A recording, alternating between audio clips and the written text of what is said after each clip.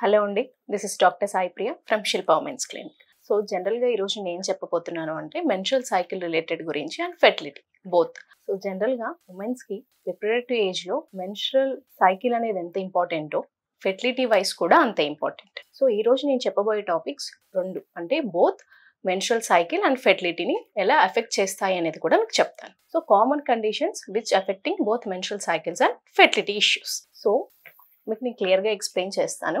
ఈ 5 ఫ్యాక్టర్స్ అనేవి, so factors affecting both menstrual cycle and fertility.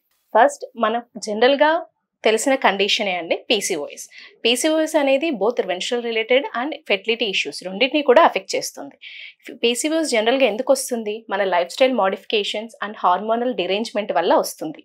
PCOS అనేది జనరల్గా సైకిల్స్ అనేవి మీకు డిలేడ్ సైకిల్స్ అన్నా ఉండొచ్చు, లేదు అంటే సైకిల్స్ అనేవి రెగ్యులర్గా 2 times మంత్లీ 2 times రావడం, 3 times రావడం, ప్రొలాంగ్ బ్లీడింగ్ అనేది కూడా ఉంటుంది.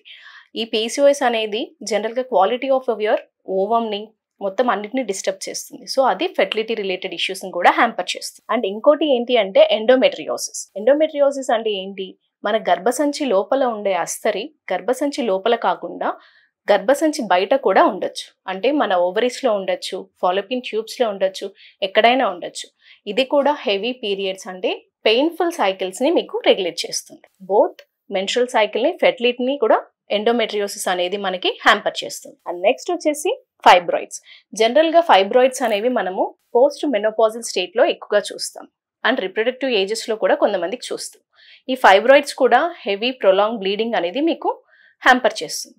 బోత్ రిప్రొడక్టివ్ అండ్ ఫెర్టిలిటీని ఈ ఫైబ్రాయిడ్స్ని హ్యాంపర్ చేస్తాయి.